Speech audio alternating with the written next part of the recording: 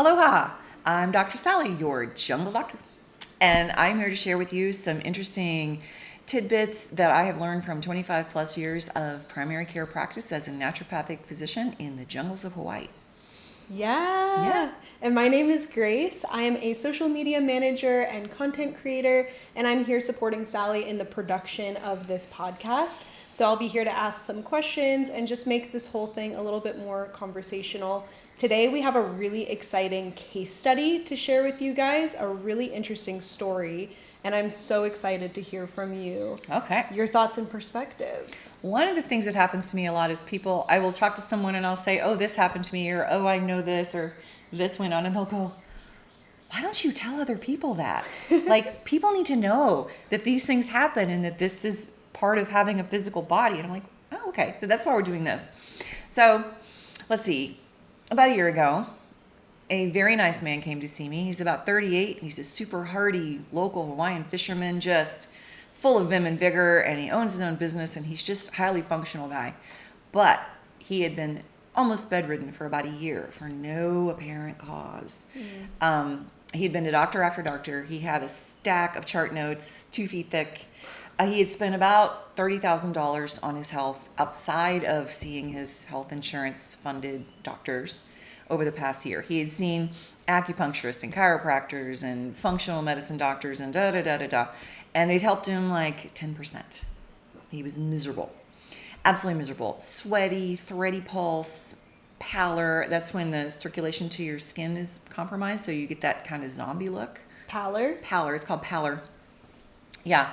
Racing pulse, fevers that would spike and go down and spike and go down. And he would just describe it as, I just felt like dog crap. I just feel awful. Like, I feel like I'd almost rather die than continue feeling like this. Wow. And it's shocking because the man is in the prime of life and super vigorous. He was someone that would go coastal fishing like 3 to 4 nights a week. You know, he would go up in the mountains and hunt for goats and eat them. Like, he's that kind of dude, you know.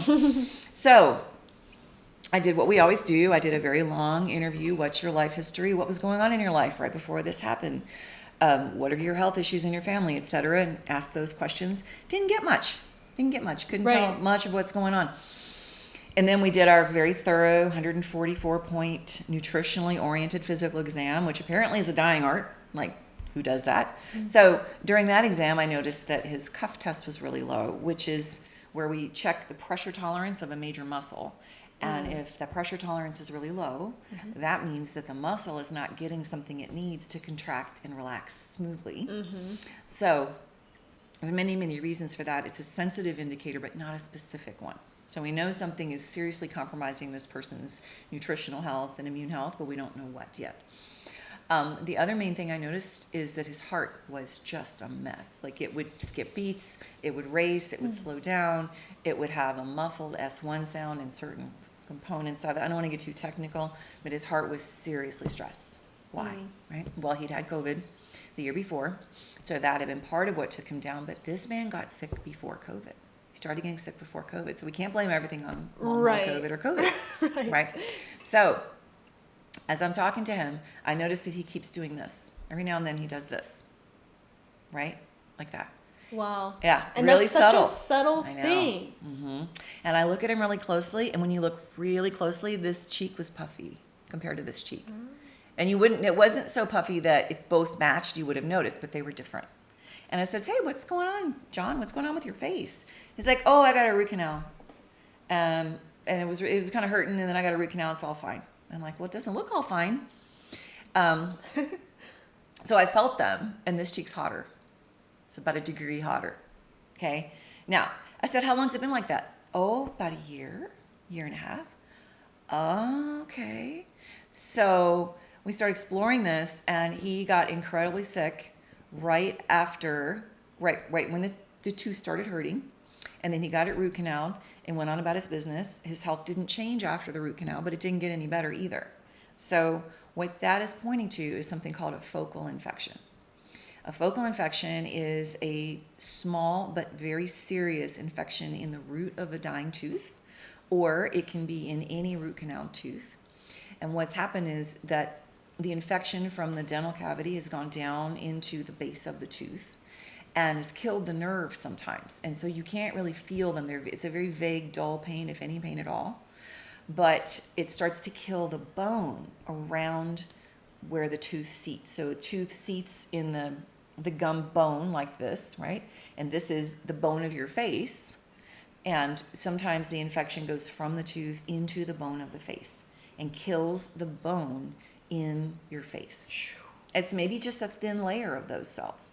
But bone cells have a calcium shell, okay, that holds the living guts in there. So I think of it like an apartment building, okay, that has really bad tenants, or the tenants have moved out and squatters have moved in, okay? So they're doing very bad things. They're leaving the garbage out on the street. They're doing drugs, whatever they're doing. They're having a very bad party in your face. And because they are in these spicules, these bone shells, where a healthy bone cell used to be, they are immune from the immune system. There's no blood supply to this dead bone. Dead bone has no blood supply, of course. Right. How does your immune system get to a place to fight an infection?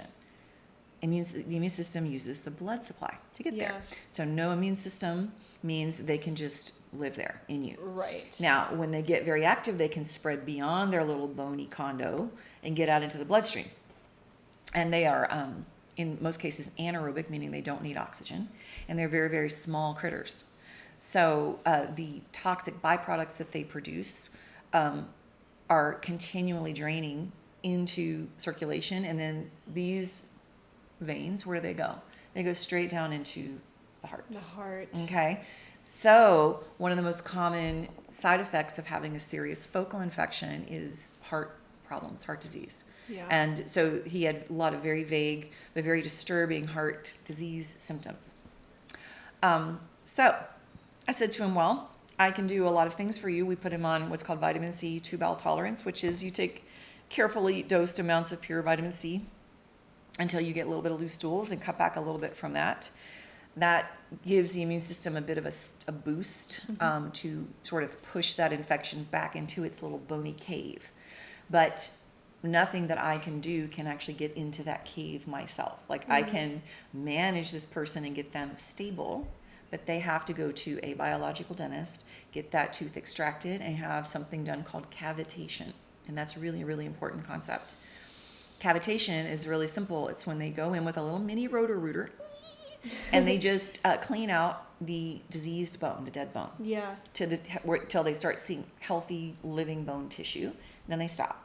So they make a slightly bigger hole than a normal extraction would. It takes a minute or two to do a cavitation. Really? Right. It's so simple. It's like $100, $200 usually extra.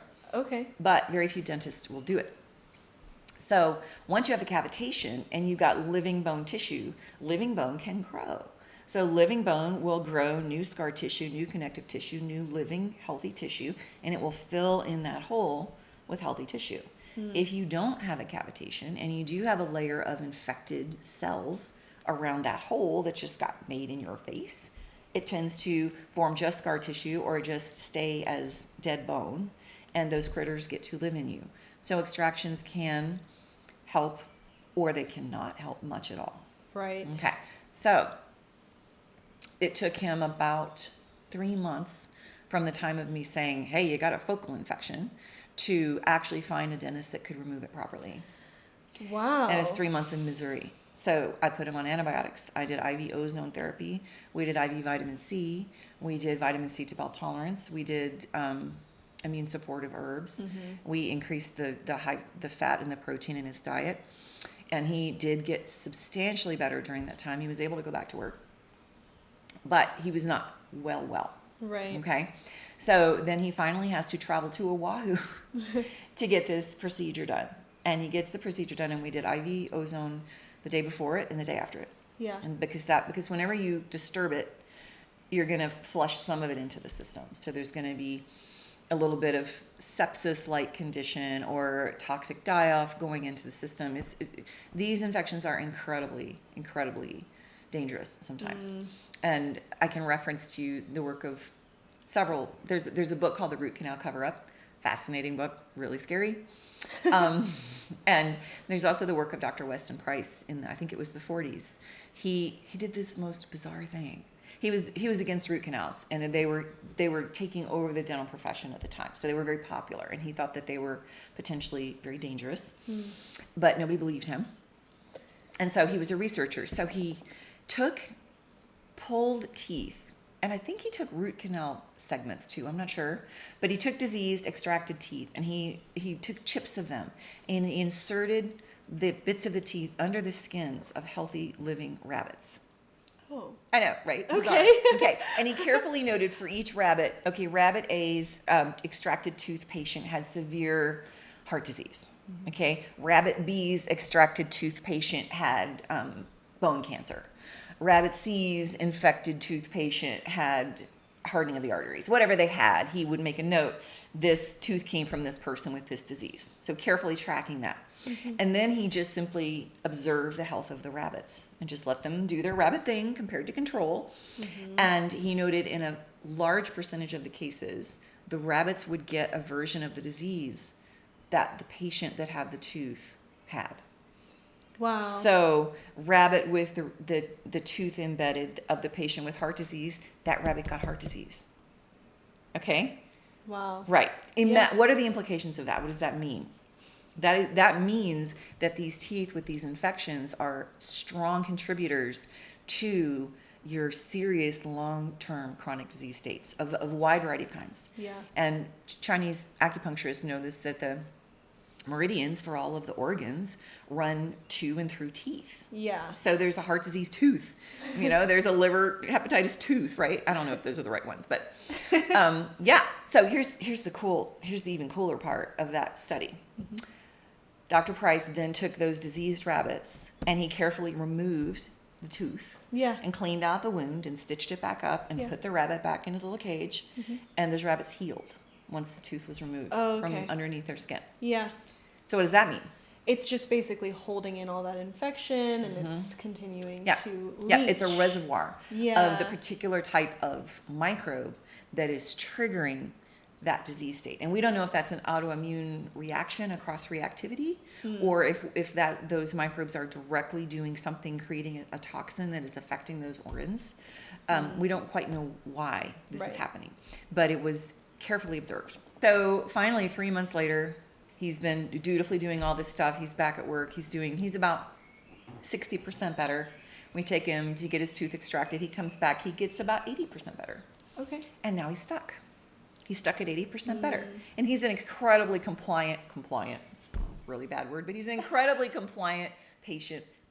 Collaborative. So he comes back like, well, I want to be 100%, doc. What do you got? I'm like, oh, I don't know. Geez, this is pretty tough.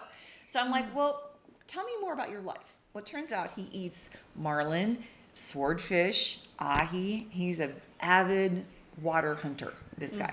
So I'm like, okay. And then I find out that he had mercury fillings. They called them silver, but that's bullcrap. They're mercury. He had mercury fillings in his mouth, and he had a mercury crown on that tooth before it was root canal. And he had all those extracted. If you have, here's the tip of the day, if you have silver fillings and you want to get them removed because they're leaching mercury into your mouth, two things. One, check your oral pH, because the more acidic your oral pH, the more likely you are to be leaching mercury, because it likes to be vaporized in a more acidic environment. Okay, so just an idea. But two, if you're going to have them removed, they need to be removed by a dentist that is trained to have them removed correctly. So they use negative air pressure, they use a dental dam, they use special equipment to keep both the dentist from getting sick. So dentists have one of the highest suicide rates of any advanced profession. And we think it's because they're mad hattered out. They're continually exposed to low-grade levels of mercury. Mercury is a known neurotoxin. Crosses the blood-brain barrier, gets into the brain, messes you up. Right. Causes severe, what we call dysthymia, which is just, I'm miserable and I don't know why. Okay, so, about many other things. Did I tell you about the cats? Ooh, okay. I don't know, but I do have a question for you, too, about mercury. This is about mercury. Okay. Yeah, go ahead. Yeah.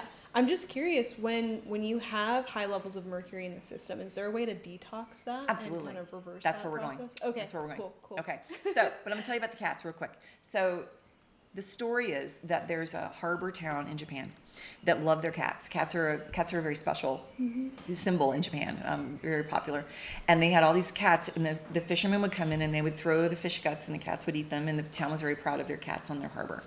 And then the cats started acting really strange and bizarre, and they would bump their heads into each other, and they would stagger around. And then they noticed that some of the cats were actually throwing themselves into the water and struggling and drowning. And the fishermen would jump in, rescue the cats, put them back on the harbor, and they would shake themselves off and jump back in. Like the cats were trying to drown themselves, was the interpretation. These are suicidal cats. Whoa. All of a sudden. Why? Out of nowhere. It turns out that a new manufacturing plant had opened in the town, and they were dumping mercury-laden toxic waste into the harbor. And the fish, then of course, got exposed to the mercury, and then the cats were eating the livers and the organ meats of the fish, so they were getting the highest concentration of mercury. So the cats were literally being driven to suicide from mercury toxicity. And unfortunately, this also affected the townspeople, but a little slower because they ate less organ meat, we think. Right. So there were children in the town born horribly deformed and damaged, lifelong damage from this, before they finally figured out what was going on. So mercury's no joke. Even the trace amounts you would get from swallowing root canal fumes, or from, these fillings, or the fish. And this guy was eating fish about 5 days a week. So, and high on the seafood predator chained fish. So the higher on the chain the fish are, the more mercury they accumulate in their tissue. Okay. So a predator fish, a large ocean predator like swordfish, is going to have way more mercury than a little minnow or a mackerel or something that eats plants. Okay, so anyway, so it's like, so we take that fisherman story combined with this suddenly yanked out of my mouth a bunch of fillings without a lot of care by a regular dentist. God bless him, trying to do his best. Yeah. That's what happened in the months before he got sick. And he never traced those things to his problem. Interesting. So now we have a focal infection and we have mercury poisoning, right? It turns out also that his testosterone level had plummeted.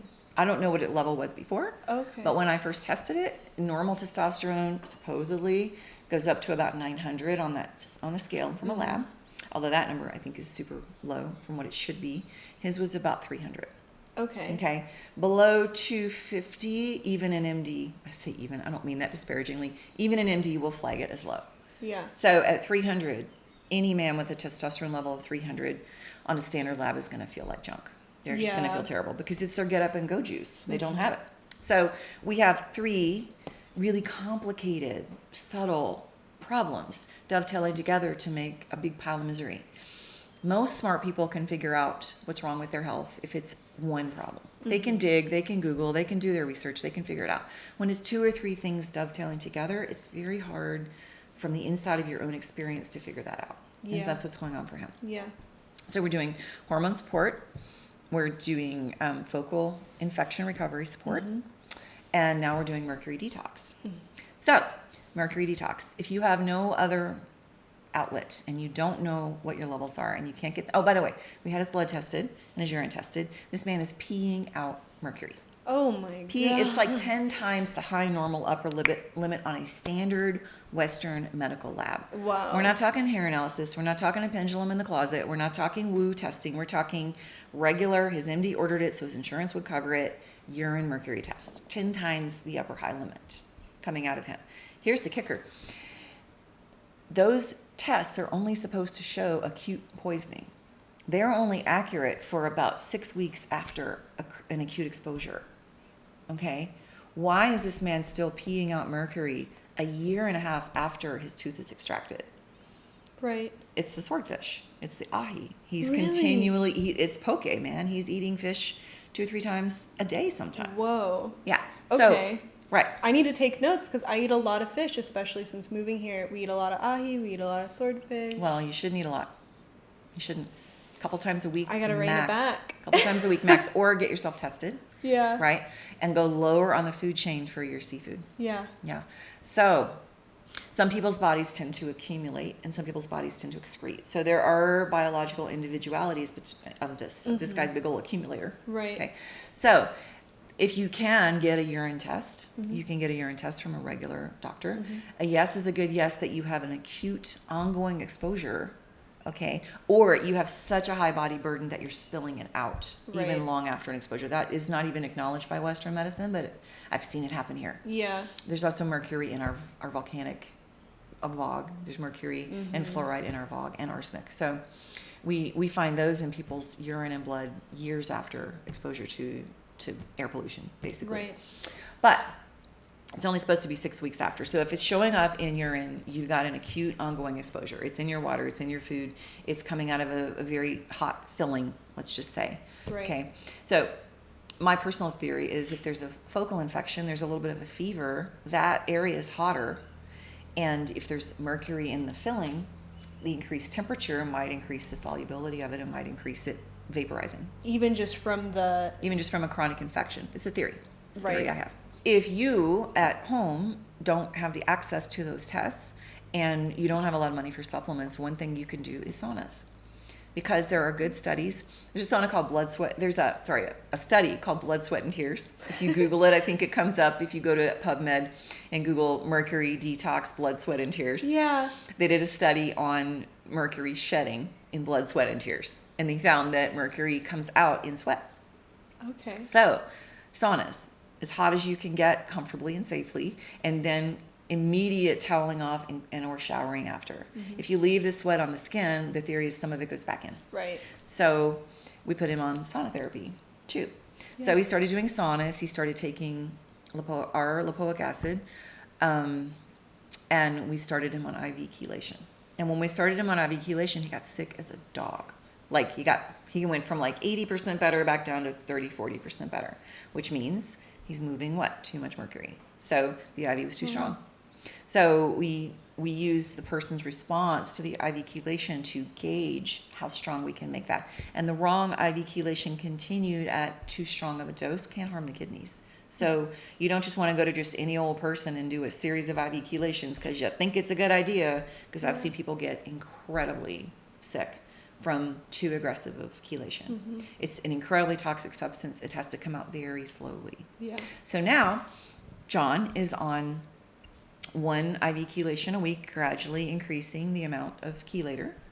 And the normal schedule for this is anywhere from 20 to 50 IVs over the course of a year to 2 years. And he's taking extra minerals on the days off so that he can remineralize, because chelation takes some of your good minerals out too. So you have to re-up your minerals. And he's on our lipoic acid, but that's a tricky one. So don't just go out on Amazon and buy a bottle of our lipoic acid, because the theory is that it liberates the mercury, gets it into the blood, and then it's the body's job to get it through the kidneys and out. Okay? If you take lipoic acid and then you stop taking it, you've kind of stopped in the middle of that process and you're sort of recirculating mercury. So you kind of want to stay on low, consistent doses of it if you're going to do it. So that's that case study. Yeah. And so that's where he is. That's what we're doing. Okay, so you're in the process of this right now. And by the way, Yeah. there is a study called the TACT trial, TACT, that was released a few years ago. That was one of the first officially well-done placebo-controlled double-blind blah blah blah studies on chelation and heart disease. And it was a positive study showing that IV chelations, a series of IV chelations, helps reduce incidence of various aspects of heart disease. So remember back in the beginning, his heart was going kitty wampus from this. Ta-da! Mercury. Yeah. I'm curious because I have always been fascinated with the use of medicinal mushrooms. And a couple years back, I did a class to learn how to cultivate and grow edible and medicinal mushrooms. And the guy who taught the class was super, super knowledgeable. And something that he talked about is actually chaga. And chaga's ability to detox heavy metals from the body, including mercury, but how careful you need to be with the amount that you consume of it. Because if you make a big pot of chaga tea and you have mercury fillings and you start Gonna drinking suck it right out of those teeth. Yeah. Most fillings fall out eventually. Most silver fillings eventually fall out. Why? Why do they fall out? Because approximately, and don't quote me on the numbers, but let's say 40% of that filling is actually pure mercury. Right. Okay? Yeah. And that vaporizes and evaporates out of the filling over time. And when it evaporates to the point that the volume of the rest of the metals in the filling is so minimal, it just falls out of the hole. Yeah. So that means, guess what? You've absorbed all that mercury. Yeah. Okay, and just to give you an idea of how little mercury it takes to really screw up your life, I forgot her name, but there's an amazing mercury scientist, researcher, Western medicine, conventional. I think she had a PhD, and I think she worked at a government laboratory, and I can't remember which one. Somebody in the comments can find this and fill us in. But the story is that she was working with methyl mercury, which is one of the most toxic forms of mercury, I believe. And she was wearing gloves, and she was using a dropper, and she dropped a single drop of mercury on her gloved hand. Okay? She immediately removed the gloves, washed her hands, put back on new gloves, went back to work. She was dead. I think it was 6 months later. No From way. from that drop. Wow. It went through a glove, and enough of it got on her hand to go into her skin to kill her. Whoa. And the tragic part of that story is that because she was herself a mercury researcher, she studied mercury's effects on human health. She knew what was happening to her. So when she first started getting the first symptoms, she knew what was going on, but by then it was in circulation and it was too late to stop the effect of it. Because it was such a high amount. Because it was so toxic, Yeah. So she was hospitalized. And so she documented her story for science, for posterity, and for research purposes. So we basically, as a scientific medical community, had the honor of watching this amazing woman slowly die so we can see what mercury does to you. Yeah, one drop. So the point being, if one drop on a glove removed can kill you, how much mercury do you think is in that filling? By volume. It's 40, look at your filling. 40% of that is mercury. Now, it is in a different form, okay? Different forms of mercury have different abilities to do harm, okay? Right. Still yet, some of them are convertible from one form to another in various tissues, Right. depending on lots of factors. Right. So it's a kind of a big unknown. Yeah.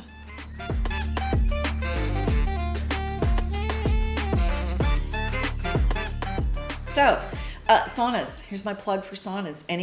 Basically anyone can do them.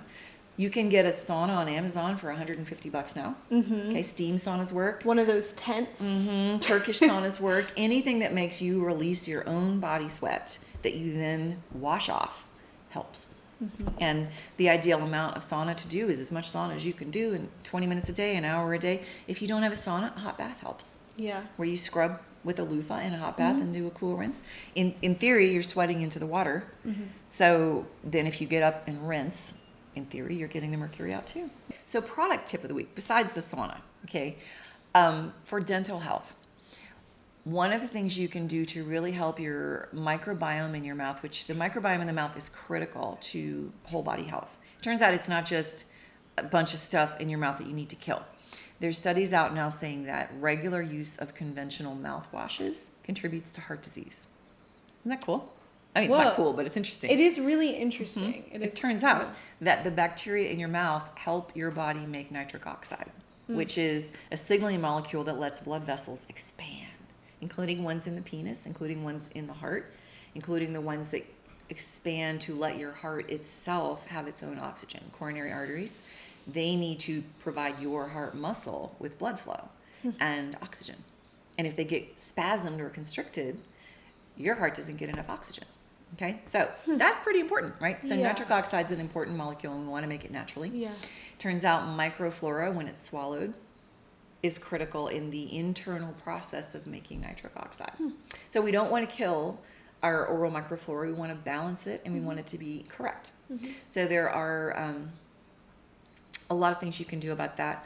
One is consistent use of xylitol, as in chews, candies, gums, in small amounts. Helps encourage the good ones to grow and the bad ones to not grow. So we have a nice link for you guys to a product that's a really good oral microbiome support probiotic. It's like a chew that you can use to help put good flora into your mouth. And xylitol chews and mints and candies that help the bad guys. So we're always trying to make the right thing easy and the wrong thing hard for the body. So we're putting in the right thing and we're making it hard for the wrong thing to grow. That is a very gentle approach that doesn't involve killing anything, right? And that is referenced in this cute little book called Kiss Your Dentist Goodbye. There's another book I love, which is called, what's it called?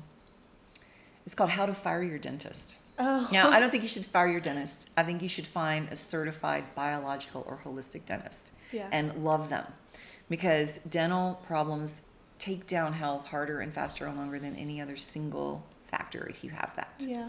So don't fire your dentist. Find a good biological dentist. But they both talk about using xylitol.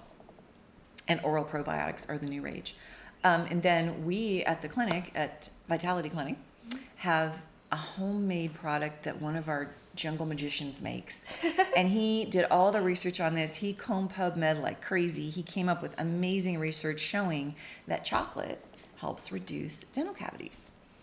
But it has to be unsweetened. Real chocolate. Real chocolate. Real Cacao extract. Yeah. But it has to be, it can't have sugar in it. Sugar crashes it. So why? Why does chocolate help prevent cavities? It turns out there is a compound in real chocolate, in dark chocolate, called theobromine. Theobromine also is a euphoria. Like it is, it just helps you feel like your day is just that much better. Yeah, it's a little bit of a stimulant. It's a heart opener. It's not an anodyne. It doesn't help with pain, but it helps increase mood. Okay, so theobromine has the mineral in it is in the same halogen family. It's in the same biochemical family as fluoride. Okay, and so what that means is it has the same number of electrons in the outer shell. And so it can take some of the places in some of the tissues in the body. So teeth that are weakened have had their calcium sucked in, because why? We're malnourished and our body needed that calcium to keep our heart beating or something else. So we steal from our bones and teeth in times of need. And then we have these little micro holes. So when you brush with this theobromine enhanced toothpaste, it remineralizes the teeth with bromine instead of calcium. Yeah. And it does that better and safer than fluoride, because it's in a natural compound that's safe for the human body. Yeah. So this theobromine toothpaste tastes fine. It also has hydroxyapatite in it. It's a form of calcium complex. And I personally had 3 tiny little cavities that I was going to have filled. And I postponed the dentist appointment for 3 months. Not just because of life circumstances, but in the meantime, this guy came in and showed me this toothpaste. Yeah. I'm like, okay, whatever. So I started using it twice a day, no big deal. Try it out. I didn't think anything of it. I go to the dentist to get my fillings filled, and he couldn't find any cavities. He took another x-ray. He's poking around in there. He called his assistant in. He's like, and I'm like, that is a pretty noble dentist, right? Yeah. Because a less scrupulous dentist would have went, $900. I'm just going to and do a little thing and pretend like there's a cavity. Like, I can see an unscrupulous dentist doing that. But this guy was the bomb. He was like, I don't know what you did. It's not supposed to be possible, but you have no cavities. There's nothing to fill. Go home. Didn't charge me. Wow. Sent me out the door, no charge. That's amazing. That's amazing. Yeah. Amazing. Yep. I believe that was Dr. Hartwell in Waimea on the Big Island. Wow. Did that. Wow. Yeah. Wow. Stunning. And that was several years ago. You can actually get theobromine in bulk yourself and make a product, but I think the concentration is, he pretty carefully studied the percentage of the different ingredients to make it an effective dose. And I wouldn't probably brush with straight theobromine, because I don't know anything can become toxic in the wrong amounts. Right. So fluoride is just incredibly toxic. Yeah. Because it is so similar to calcium that it will kick out calcium or replace calcium in many functions. And calcium, I have a integrative holistic lab training manual on my desk, and it's about 500 pages. The first third of that book has something to do with calcium metabolism in one way or another. Calcium is so critical to the human body, and the use of it is so complex that it is fundamental to life. So when you start messing with it or displacing it or augmenting it with a heavy metal, basically, you're going to cause all kinds of downstream problems. So you're solving but you're solving one problem, but creating 5,000 or more other problems. Right, and that's not the goal. Yeah. So, so that's what we're doing. So it's a rough kind of little product. It's in progress, but I love it. Yeah. I think that's really special to have something that is homemade. I mean, it's like maybe not the same experience you would have using it as the conventional products with the foam and the mint. I actually switched, and I'm curious to hear your opinion on this product. I switched a couple of years ago to that Ayurvedic toothpaste. And at first, I was like, oh, it's not minty. Like, I love the mint. So I went with the mint one. And then I slowly transitioned, like, out of the mint because I started to notice that when I was using the mint, my breath would actually get worse throughout the day from using the mint. I think it's because, like, I was trying to mask my natural tastes and smells, and then when I used the one that didn't have the mint flavoring, I noticed my breath actually like smelled better to me, tasted better to me. Just something I noticed from switching to maybe like, you know, less of a conventional product. Because something I notice a lot of people say, you know, my family members, when I say you got to get off of the scope toothpaste. Well, now you can tell them like it causes heart disease, and it's been proven in a double-blind, placebo-controlled study. Yeah. Well, that's super helpful. Send in this podcast. Love you. But yeah, everyone's like, but I can't give up my super, super minty toothpaste. Oh. Well, this one has a mint flavor. I mean, it's minty. Yeah. You can have a mint xylitol gum after if you want. Yeah, there you go. I don't think mint is good or bad. I have a neutral thing about mint. But what I've noticed about a lot of commercial cosmetic products is that they are designed to mask and cover up the problems that are going on in the human body. Yeah. There is nothing you can do to keep teeth from falling apart if your nutrition is off or your absorption of nutrition is off, because your body will steal minerals from your bones and teeth as needed to keep you alive as long as possible. So they say midwives say mothers lose one tooth for every baby.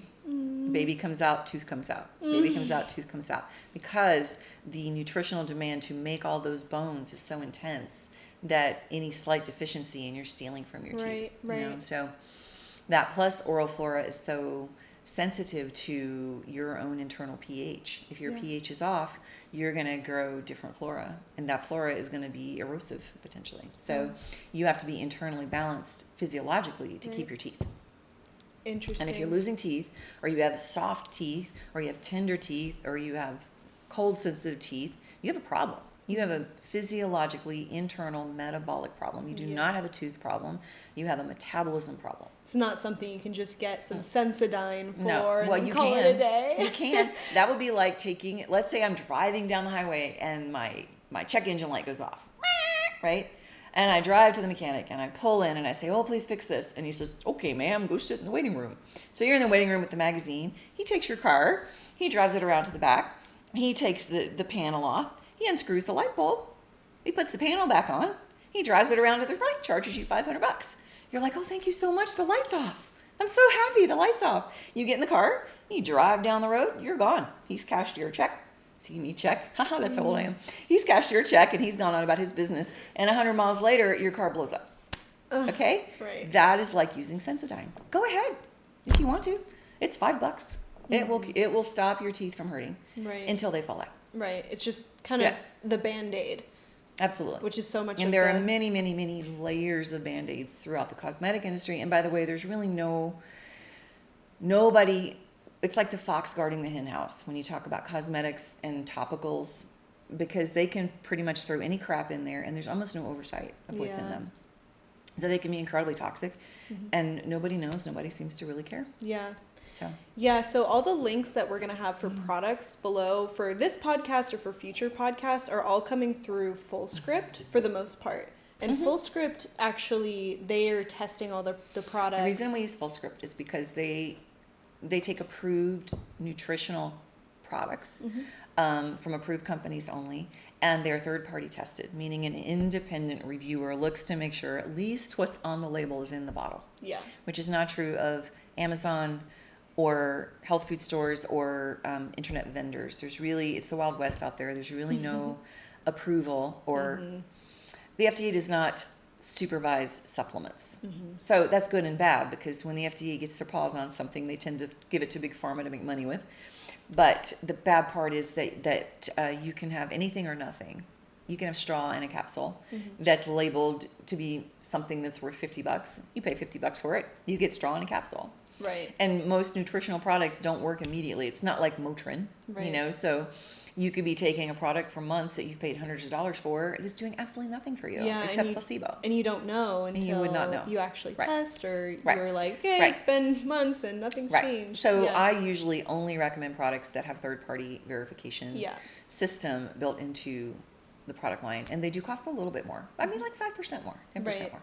So it's worth it to have that peace of mind. I think quality over quantity, and like, you're going to save so much money in the long run if you spend a little bit more to know you're getting the right thing from the get-go. So there you go. So good. Well, thanks so much for sharing this information today. I think this was a really awesome episode to dive into oral health, dentistry. I know there's so much more that we can dive Tribute into. to Dr. Price, the amazing Dr. Weston Price. Yeah. Cool. Well, thank you so much, everyone, for watching this podcast. Aloha. Yeah, Thank we are you. so grateful for We'll see you again. Your presence here. And if you have any questions, if you want to reach out about the homemade toothpaste product, the Jungle toothpaste we mentioned on this episode, we're going to link the email to reach out in the show notes, as well as any other links to any products that we talked about today. And you guys can catch us here. If not both of us, definitely Dr. Sally, other guests on the podcast every odd Wednesday, wherever you listen to podcasts. And if you want some more bite-sized content throughout your week, make sure to follow Dr. Sally at DocSallyND everywhere. And again, we will have all social media sites linked down below in the show notes. Yes. All right, thanks so much. And until next time, aloha. Aloha.